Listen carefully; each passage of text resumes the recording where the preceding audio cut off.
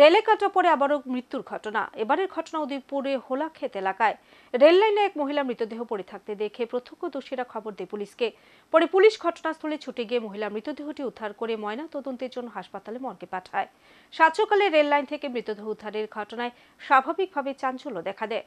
শুক্রবার সকালে উদয়পুর মাতাবাড়ি আরডি ব্লকের অন্তর্গত হোল্লাক্ষেত এলাকার রেল লাইনে কাটা পড়ে 30 বছর বয়সী এক মহিলার মৃতদেহ পাওয়া যায়। কোথায় থেকে মহিলাটি রেলে কাটা পড়েছে তা বলতে পারছে না স্থানীয় লোকজন। স্থানীয়রা জিআরপি থানা এবং গর্জিফাড়ি থানায় খবর দিলে ঘটনাস্থলে আসে মহকুমা পুলিশ আধিকারিক নির্মাণ গর্জি, গর্জি থানার ওসি শিবশঙ্কর ত্রিপুরা, উদয়পুর জিআরপি থানার ওসি গৌতম দেববর্মা। পরে ময়নাতদন্তের জন্য গোমতী জেলা হাসপাতালের মর্গে পাঠানো হয় মৃতদেহটি।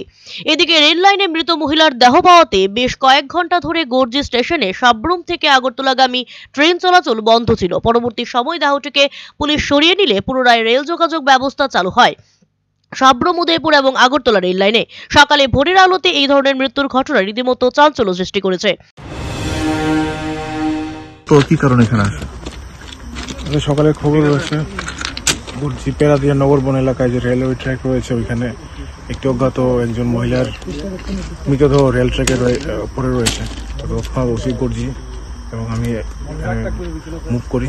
তো তারপর দেখা গেছে সম্ভবত ট্রেনে কাটা পড়েছে। তো আমরা একটি ইউডি কেস রেজিস্টার করছি। কোনো চেনা গেছে বা কোন জায়গায় বাড়ি?